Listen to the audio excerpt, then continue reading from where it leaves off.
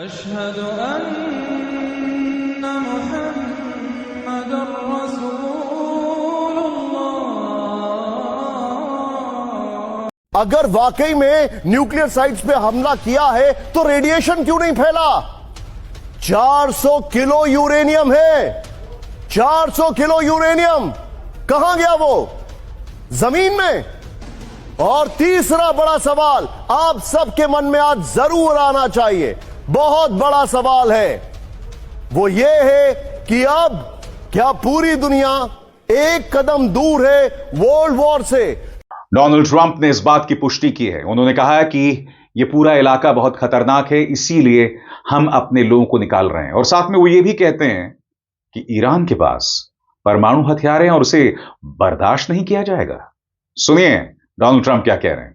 Well, they are being moved out because it could be a dangerous place, and we'll see what happens. But they are been. We've given notice to move out, and we'll see what happens. देखो, Iran की तारीफ इसलिए भी बनती है कि अगर कुरान पाक की इन आयात पर अगर कोई पूरा उतरा है तो वो सिर्फ और सिर्फ ईरान है। इन आयात को जरा गौर से सुनिएगा। तुम हिम्मत न हारो और दुश्मनों को सुलह की तरफ न बुलाओ, और तुम ही गालिब रहोगे, और अल्लाह तुम्हारे साथ है। वो हरगिज तुम्हारे अमाल को कम और जाया नहीं करेगा। दुनिया की जिंदगी तो महज खेल और तमाशा है।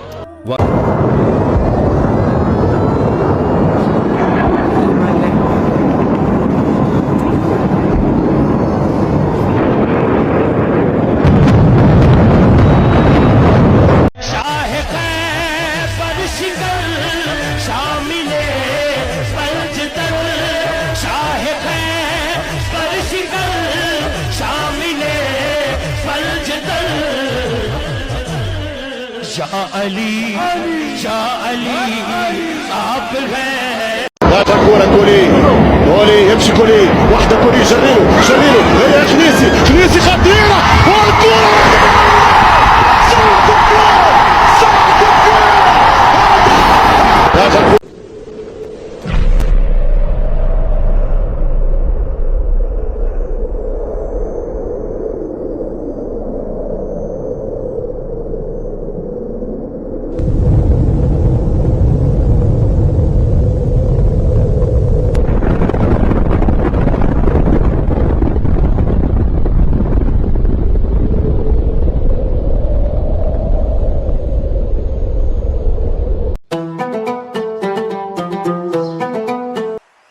प्रेसिडेंट ट्रंप और मेरे अमेरिकी मित्रों, मैंने इतना ही कहा है, एवरीथिंग इज फाइन।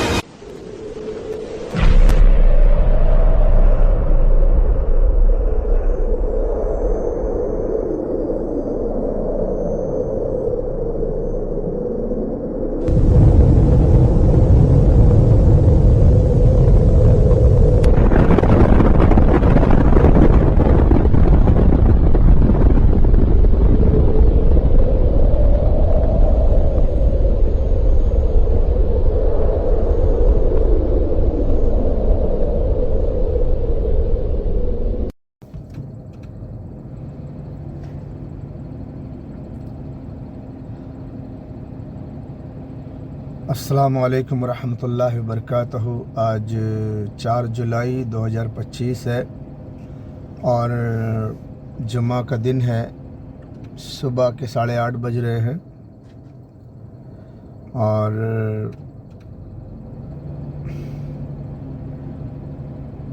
पिछले हफ्ते मैंने कुछ वीडियो बनाई थी, उसमें कुछ वीडियो डाली थी जिसमें इज़राइल में मिसाइल गिरती है तो लोग कैसे खुश होते हैं।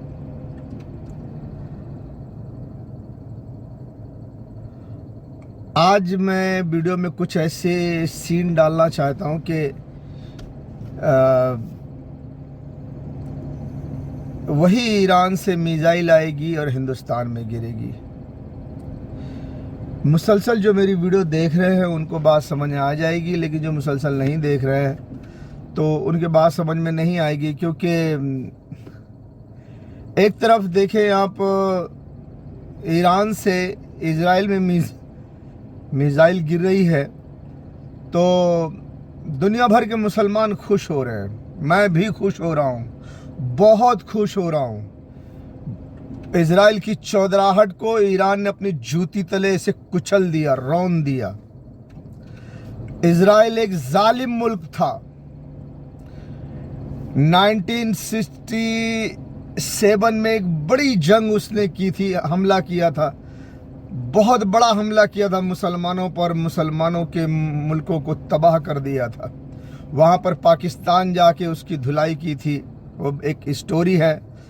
अगले वीडियो में आने वाले ये 3-4 वीडियो जो आज बनेगी उसमें बताऊंगा मैं, क्योंकि आज सुबह सुबह ज़रा मूड कुछ दूसरा है। मैं डर है कहीं भटक ना जाऊं, जिस राह पे जाना चाहता हूं कहीं उस राह से भटक ना जाऊं। तो जैसा कि आप लोग आज देख रहे हैं, आज की तारीख में छुट-भुट चल रहा है, लेकिन कोई सही रिपोर्ट नहीं मिली है मुझे। तो मेरा जो असल मकसद है वो यही हिंदुस्तान को आगाह करना है कि हिंदुस्तान अब अमेरिका इजराइल जो है वो हिंदुस्तान को इस्तेमाल करेंगे कि भैया आप मेरे बस की बात नहीं है, अब आप पाकिस्तान में हमला करो ताकि हम हिंदुस्तान से फिर ईरान में 2 न्यूक्लियर मारें। असल चीज़ देखो, न्यूक्लियर मारना ईरान में इतना आसान नहीं है और बहुत पहले से मैं बताते आ रहा हूँ, लेकिन कुछ लोग इंतज़ार कर रहे होंगे कि यार ये कब होगा, कैसे होगा। भाई अमेरिका किसी मुल्क को न्यूक्लियर मारे तो वो न्यूक्लियर मारने के वक्त तक पहुंचने के लिए तो बहुत कुछ पापड़ बेलना पड़ेगा। मतलब जिसको न्यूक्लियर मारना चाहता है वो बहुत उसके नाक में, अगवाड़े में, पछवाड़े में दम कर देगा। America, Israel, Britain, France, NATO सब एकदम पूरी ताकत लगा लेंगे, उसका कुछ नहीं कर पाएंगे। तभी तो फिर लास्ट में जाकर डिसाइड करेंगे ना कि यार हम इसका कुछ नहीं कर पा रहे, ये तो हमको धो दे रहा है, तो अब इसको न्यूक्लियर मार के लास्ट ऑफ जो रास्ता होता है, लास्ट जो उपचार होता है, उसका दवा होता है, आखिरी जो उसको टेबलेट दी जाती है वो न्यूक्लियर का दिया जाता है। तो जब एकदम आखिरी मरहले में जब वो अमेरिका आ जाएगा कि अब हम ईरान को कुछ नहीं कर पा रहे, इजराइल कुछ नहीं कर पा रहा है, बल्कि इजराइल खंडर होते जा रहा है, तब वो फिर से अब दोबारा जो है वो हिंदुस्तान को इस्तेमाल करेगा और हिंदुस्तान को कहेगा कि भैया हमसे कुछ नहीं हो रहा है, आप ही करो, पाकिस्तान पे हमला करो और उसके बाद ईरान में 2 न्यूक्लियर मार के इसको ख़त्म किया जाए। जैसा कि मैं पहले बता चुका हूँ कि 2024 के लास्ट में, 2025 के शुरू में या बीच में, जब भी 2024-25 में ये अमेरिका, ब्रिटेन, फ्रांस चारों तरफ से ईरान को घेर लेंगे लेकिन हमला नहीं करेंगे और फिर हिंदुस्तान को उकसाएंगे पाकिस्तान के खिलाफ। पाकिस्तान पे हिंदुस्तान हमला करेगा और जब पाकिस्तान और हिंदुस्तान की जंग शुरू हो जाएगी, एकदम घमासान युद्ध, एकदम भयानक जंग शुरू हो जाएगी, तो उस दौरान हिंदुस्तान से 2 न्यूक्लियर मिसाइल ईरान में मारी जाएगी। तो अब बाज लोग कहेंगे यार हिंदुस्तान पाकिस्तान की भी जंग हो गई और ईरान इजराइल की भी जंग हो गई, इजराइल खंडर हो गया, लेकिन अभी भी ईरान में 2 न्यूक्लियर नहीं मारा गया। मेरे दोस्तों, इस बात को समझने की ज़रूरत है। और कुछ लोग ये भी सोचते होंगे कि अमेरिका ने भी ईरान पे हमला कर दिया, इजराइल ने भी ईरान पे हमला कर दिया। आपने बोला था कि चारों तरफ से घेर लेंगे लेकिन हमला नहीं करेंगे। मैंने कहा था कि हमला नहीं करेंगे, ये बात सही। और ये भी कहा था मैंने कि जैसे अफगानिस्तान में, इराक में हमला करके मुल्क को कब्जा कर लिया था, ऐसा हमला नहीं करेंगे कि ईरान को भी कब्जा कर लें। मैंने जो कुछ कहा था उसका मतलब ये था। बहरहाल किसी ने मुझसे शिकायत तो नहीं की है, ना किसी ने मुझसे कमेंट किया है, लेकिन हालात को मैं समझाना चाहता हूं कि लोगों के समझ में ठीक से आ जाए, क्योंकि अगली बात वो अच्छी तरह से समझें। हमें जो ज्ञान दिया जाता है, इल्म दिया जाता है, लिख करके कागज में दिन, तारीख, टाइम, सेकंड, मिनट, ये सब एग्रीमेंट बना के नहीं दिया जाता। हमें कुछ खास बातें बताई जाती हैं और समझाई जाती हैं, उस आधार पर हम लोगों को ये बात, अपना ज्ञान, अपना इल्म पहुंचाते हैं। तो ये बात अपनी जगह पुख्ता है, पक्की बात है कि America, Israel, Britain, France, NATO ये पूरी ताकत लगा लेंगे, जितना मर्जी आए कर लें, लेकिन ईरान को मारने के लिए, ख़त्म करने का जो उनका प्लान होगा वो हिंदुस्तान से 2 न्यूक्लियर मिसाइल मारने का होगा। ये फैसला बिल्कुल अटल है कि वो प्लान करेंगे कि हिंदुस्तान से 2 न्यूक्लियर मिसाइल ईरान में मारी जाए। ये प्लान से वो काम करेंगे, लेकिन ये कोई ज़रूरी नहीं है कि वो प्लान कर रहे हैं तो वो मारने में कामयाब ही हो जाएंगे। ऐसा नहीं है। पहले से आगाह कर देने का मतलब ये होता है कि बता दिया गया है कि हिंदुस्तान से न्यूक्लियर मिसाइल मारी जाएगी, तो अपनी हिफाजत के इंतजाम कर लो, ऐसा मामला होता है। तो अभी तो ईरान पे भी बहुत हमला हुआ है, बहुत नुकसान हुआ है ईरान का, लेकिन अभी वो दायरे में है, कंट्रोल में है, अपने मजबूत कदमों से खड़ा हुआ है। इजराइल भी अभी मजबूत है, लेकिन जहां तक कहा जाता था कि इजराइल के ऊपर कोई एक परिंदा भी पर नहीं मार सकता, वो हिसाब से जो उनका कवच था आयरन डोम का और दूसरी एंटीशिप मिसाइल का, यहां तक कि अमेरिका ने थार्ड भी दे दिया था, तो वो सारे इंटरसेप्ट जो मिसाइलें थी, जो सिस्टम था उनका, वो सब ध्वस्त हो गया है, सब नाकारा हो गया है। और इजराइल इस वक्त खंडर हो चुका है। सभी को मालूम हो चुका है कि इजराइल एकदम खंडर हो चुका है। और ईरान का कहना है कि इजराइल पे हमने सिर्फ वो पुरानी मिसाइलों का इस्तेमाल किया है जिसकी हमें ज़रूरत नहीं थी, क्योंकि हमने नए खजाने तैयार किए हैं, हमारे खजाने में नए माल आए हुए हैं, नई आइटम आई हुई है, तो हमें उस पर ध्यान देना है। तो जितना पुराना खजाना था हमने खाली कर दिया इजराइल पर, और उनका डिफेंस सिस्टम भी तबाह हो गया और उनका पूरा मुल्क भी खंडर हो गया। कई शहर खंडर हुए, तल अबीब, हाइफा वगैरह वगैरह। हमें उस पर नहीं जाना। तो मैंने एक वीडियो डाली थी कि ईरान की एक मिसाइल इजराइल में गिरती है तो कैसे मुसलमान खुशियां मनाते हैं। तो ये सेम चीज़ है। मैं बताना चाहता हूं कि इसी तरह जैसे खुशियां मनाते सारे मुसलमान, इजराइल पे मिसाइल गिरी ईरान की तो सारे मुसलमान खुश। इसी तरह अब जब ईरान को अमेरिका, इजराइल नहीं मार सकेंगे, लाख कोशिश कर ले नहीं मार सकेंगे, तो फिर अमेरिका और इजराइल हिंदुस्तान के पास जाएंगे, भैया आप पाकिस्तान पे हमला करो, हम आप हिंदुस्तान से ईरान को न्यूक्लियर मिसाइल मारेंगे। तो जब हिंदुस्तान, अभी जो मैंने पहले भी बताया था कि सी टीम का मैच हो गया, बी टीम का बाकी है, फिर ए टीम का। तो ये बी टीम का मैच जब होगा, जब अब जब पाकिस्तान पर हिंदुस्तान हमला करेगा तो पहले वाले हमले से बड़ा हमला होगा, बड़ा जोरदार होगा, क्योंकि इजराइल, अमेरिका, ब्रिटेन, फ्रांस ये लोग सब हथियार भी देंगे और उनको ट्रेनिंग भी देंगे कि किस तरह से पाकिस्तान पे हमला करना है, और इससे पहले जो आपने हमला किया था, मार खाए थे, उससे कैसे बचना है, वो सब आपको बताया जाएगा।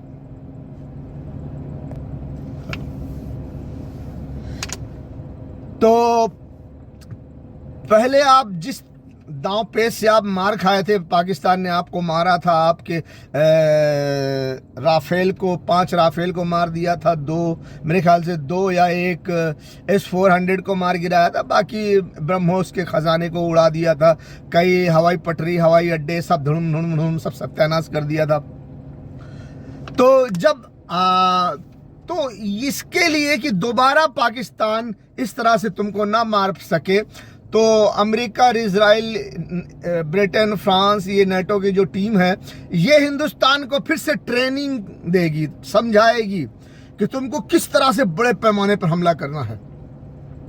तो हिंदुस्तान बड़े पैमाने पर हमला करेगा पाकिस्तान पे, और पाकिस्तान इसकी सिचुएशन इस वक्त ऐसी है कि पाकिस्तान को पहले हमले के बाद जो 6-7 मई को हिंदुस्तान ने हमला किया था, उसके बाद फिर अमेरिका ने, डोनाल्ड ट्रंप ने पाकिस्तान के आसिफ मुनीर को अमेरिका बुलाया, वहाँ पे बैठा के खाना वाना खिलाया और सेटलमेंट किया, और उन्होंने ठंडा करके आसिफ मुनीर को भेज दिया। अब जो भी गुपचुप बात हुई हो, बहरहाल उनको ज़रूर ये कहा गया होगा कि आप ईरान के पीछे ना पड़े, आप ईरान का साथ ना दें, हम आपको जो चाहिए देंगे, ये करेंगे, वो करेंगे, अगर आप ईरान का साथ देंगे तो हम फिर आपको भी मारेंगे।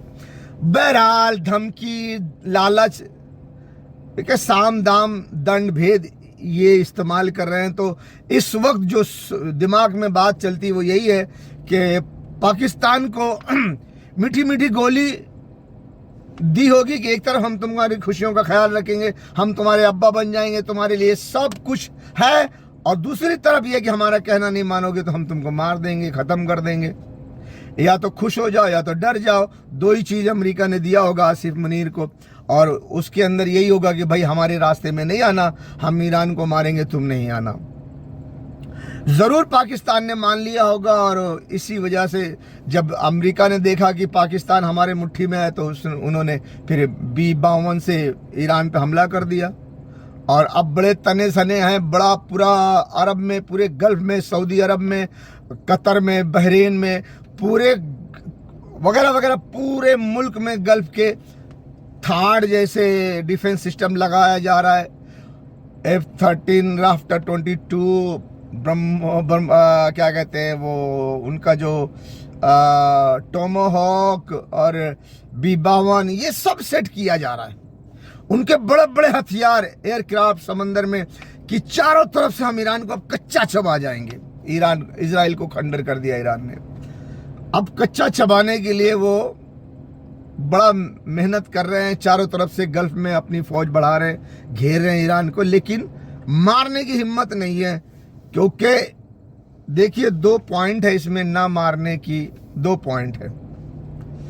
एक ये कि मैं पहले भी बता चुका हूं, ये दोनों पॉइंट फिर भी बताता हूं, ईरान के पास इतनी मिसाइल है कि लड़ते लड़ते भले वो मर जाए, लेकिन इजराइल को नामो निशान मिटा देगा, कि इजराइल में कोई बाकी नहीं रहेगा। दूसरी चीज, वो पूरे गल्फ पे भी बाद में मिसाइल मारना शुरू कर देगा। जब उसकी जान पे आ बनेगी तो पूरे गल्फ पे वो मिसाइल मारना शुरू कर देगा। फिर वो ये नहीं देखेगा कि यह अमेरिकी बेस है, फौजी ठिकाना है, या फिर उनका कोई और पेट्रोल के कंपनियों में, पेट्रोल के ठिकानों पर, पेट्रोल जहां पर फिल्टर किया जाता है, जहां पे निकाला जाता है, जहां से उनके पेट्रोल कंपनियां हैं, बड़ी बड़ी फैक्ट्रियां हैं, सपाचट मैदान हो जाएंगी। तो फिर अमेरिका को वहीं आके रहना है, वहीं आके कब्जा करना है, उसी दौलत को कब्जा करने के लिए तो वो आ रहे हैं, और वही दौलत अगर मलिया मेट हो जाएगी तो क्या फायदा। इसलिए मैं ये हिंदुस्तान के फौजी जवानों को, हिंदुस्तान के पुलिस को, हिंदुस्तान के इंटेलिजेंट को ये बताना चाहता हूँ कि अमेरिका कभी नहीं चाहेगा कि एक तो इजराइल ख़त्म हो जाए, मलिया मेट हो जाए, मैदान हो जाए सपाचट, और एक ये कि गल्फ कंट्री पूरी बर्बाद ना हो जाए, क्योंकि वहां पे आके कब्जा करना है पेट्रोल पे। पेट्रोल एक दौलत है, उस दौलत पे ऐश करना है और वहां पर खूबसूरती दुनिया बनाकर वहां पर शराब और अय्याशी की दुनिया बनाना है। अगर वो गल्फ का पूरा गल्फ ही मलियामेट हो जाएगा, पूरा इजराइल मलियामेट हो जाएगा, पेट्रोल की फैक्ट्रियां, कंपनियां, जो पेट्रोल का जो फिल्टर वगैरह होती है जो कंपनियों में, फैक्ट्रियों में वो सब जब खत्म हो जाएगा तो फिर मामला क्या होगा आप जरा सोचो। उसी के लिए तो वो आ रहे हैं, तो उसको कैसे बर्बाद करेंगे, इसके लिए वो घेर तो लेंगे, लेकिन फौजी मिलिट्री एक्शन करके वो ईरान को हमला नहीं करेंगे ईरान पर। जैसे कि उन्होंने कहा कि हम पाकिस्तान से अपनी फौज लाएंगे, ईरान में घुसेंगे, यहाँ से घुसेंगे, वहाँ से घुसेंगे। ईरान में घुसना नामुमकिन है और ईरान में घुसकर फौजी हमला करना उन ईरानियों पर, ये अमरीकियों के लिए नामुमकिन है। अमरीकी इतना रिस्क नहीं ले सकते कि उनका पूरा गल्फ बर्बाद हो जाए जिस पर उनको कब्जा करना है, और जो मेन प्लानिंग करने वाला है यहूदी, उनका इजराइल पूरा तबाह हो जाए, ये वो कभी नहीं सोचेंगे। वो हमेशा ये सोचेंगे हम सेफ रहें, हमारा काम भी हो जाए। उसके लिए एक ही ऑप्शन है, हिंदुस्तान, हिंदुस्तान, हिंदुस्तान। इसीलिए उन्होंने हिंदुस्तान से दोस्ती की है और हिंदुस्तान को इस्तेमाल करने के लिए आपने देखा होगा, सुना होगा, 25 जुलाई 2008 को बेंगलोर में सीरियल धमाका करवाया और 26 जुलाई 2008 को गुजरात में करवाया बड़े पैमाने पर, और 13 सितंबर 2008 को दिल्ली में करवाया, और 26/11 का हमला तो आपको पता ही है मुंबई में। 26 सितंबर 2008 को 26 सितंबर 2008 को 26/11, 26 नवंबर 2008 को आखिरी साल में मुंबई में करवाया ताजमहल अटैक। तो 26/11 को तो आपको भूल ही नहीं सकते, 26/11 का नाम ले लिए तो आपको सब याद है। ये सब क्यों कराया गया? और दुनिया भर के ड्रामे, गोश्त खाना है तो पाकिस्तान चले जाओ, हिंदुस्तान में रहना है तो वंदे मातरम कहना होगा, वगैरह वगैरह। हिंदू मुसलमान को भड़काया क्यों? इसलिए कि हिंदुस्तान को इस्तेमाल करना है। क्यों इस्तेमाल करना है? इजराइल को, यहूदियों को दिमाग आ गया था उस वक्त जब 1967 में इजराइल ने ईद के दिन सुबह को पूरे अरब पर हमला कर दिया था। उस वक्त उर्दून इजराइल के खिलाफ था और मिस्र इजराइल के खिलाफ था, सीरिया इजराइल के खिलाफ था।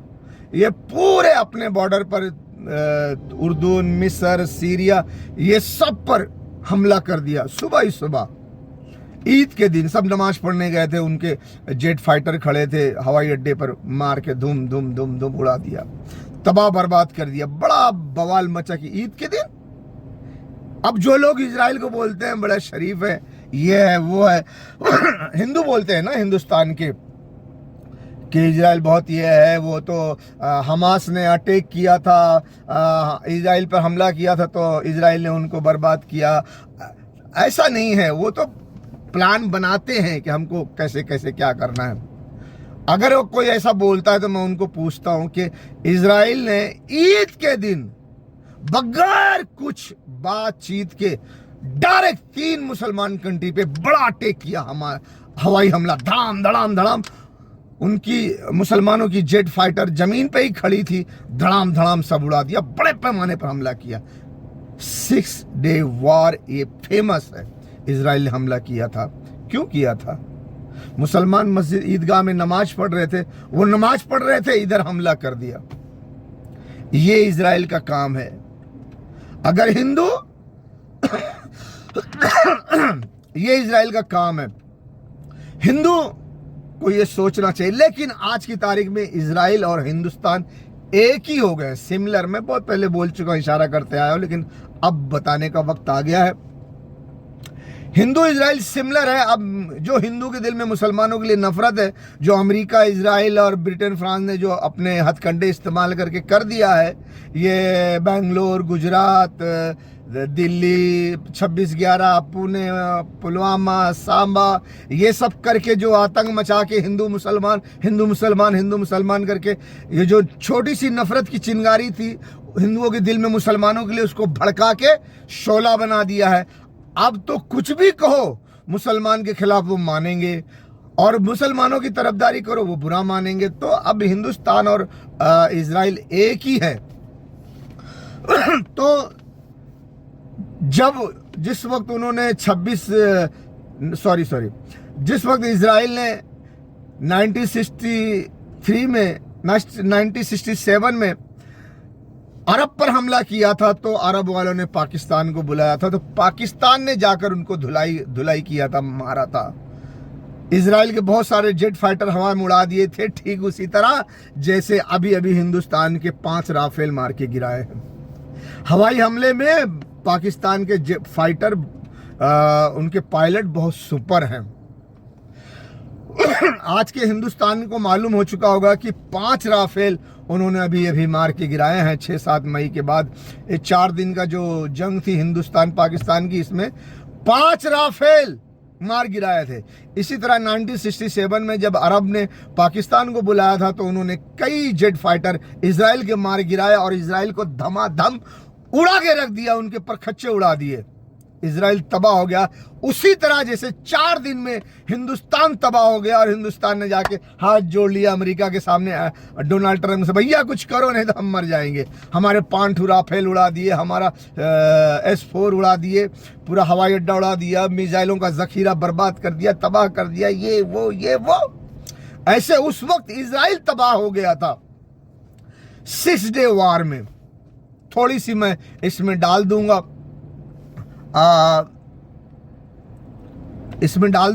आप देख लेना, ठीक है। फिर हम आपको अगली वीडियो में बताएंगे कि इजराइल और हिंदुस्तान सिमिलर क्यों है, सेम क्यों है। क्योंकि अगले थोड़े दिनों में जब अमेरिका इजराइल हिंदुस्तान को इस्तेमाल करेगा पाकिस्तान के खिलाफ और ईरान पे न्यूक्लियर मिसाइल डालने की कोशिश करेगा, उससे पहले ईरान की मिसाइल हिंदुस्तान में गिरेगी, इतने गिरेगी कि जैसे ईरान की मिसाइल से इजराइल खंडर हो गया, वैसे ईरान की मिसाइल से हिंदुस्तान खंडर होने वाला है। अगली वीडियो में मैं आपको बताता हूं, सुन लो ना। आज मूड खराब है, नहीं तो अच्छे ढंग से बताता तुमको। क्योंकि ईरान पर डायरेक्ट अमेरिका इजराइल हमला नहीं कर सकते। अगर वो करते हैं डायरेक्ट ईरान पर हमला, तो ईरान पहली फुर्सत में इजराइल का नामो निशान मिटा देगा। इतनी मिसाइल्स उसके पास, इतने हथियार हैं, और वो इजराइल भी जानता है, अमेरिका भी जानता है, ब्रिटेन फ्रांस सभी जानते हैं, ऑस्ट्रेलिया भी जानता है। इसीलिए डायरेक्ट ईरान पर हमला कोई नहीं करेगा। क्यों? इजराइल खत्म हो जाएगा, इजराइल को सेव करना है। इसलिए ईरान को हिंदुस्तान से मारा जाए, हिंदुस्तान को इस्तेमाल करके ईरान को मारा जाए, ताकि ईरान अगर कोई जवाबी कार्रवाई करे तो वो हिंदुस्तान में करे, इजराइल सेफ रहे। इसीलिए ईरान को मारने के लिए हिंदुस्तान को चुना गया है। इन लाशों को, गोश्त के टुकड़ों को देखकर तुम्हें गैरत क्यों नहीं आती? तुम कैसे सोते हो? तुम कैसे पीते हो? तुम कैसे खाते हो? तुम कैसे जिंदगी गुजारते हो? ए बेगैरतो, ए जर्नेलो, ए हुक्मरानो, तुम कब जागोगे? ए बेगैरत हुक्मरानो, इन लाशों को, गोश्त के टुकड़ों को देखकर तुम्हें गैरत क्यों नहीं आती? तुम कैसे सोते हो? तुम कैसे पीते हो? तुम कैसे खाते हो? तुम कैसे जिंदगी गुजारते हो? ए बेगैरतो, ए जर्नेलो, ए हुक्मरानो, तुम कब जागोगे? वो बेचारे फरियाद कर रहे हैं, बुला रहे हैं तुम्हें। कोई हाफिज कुरान आर्मी चीफ साहब, रसूलुल्लाह की उम्मत कट रही है, लोग उनके आज़ा के टुकड़े चादर में समेट रहे हैं। तुम अपने एटम बम और मिसाइलों के साथ तमाशा देख रहे हो। हमसे बर्दाश्त नहीं हो सकता, हम ये नहीं देख सकते, हम ये बर्दाश्त नहीं कर सकते। जुर्रत करो।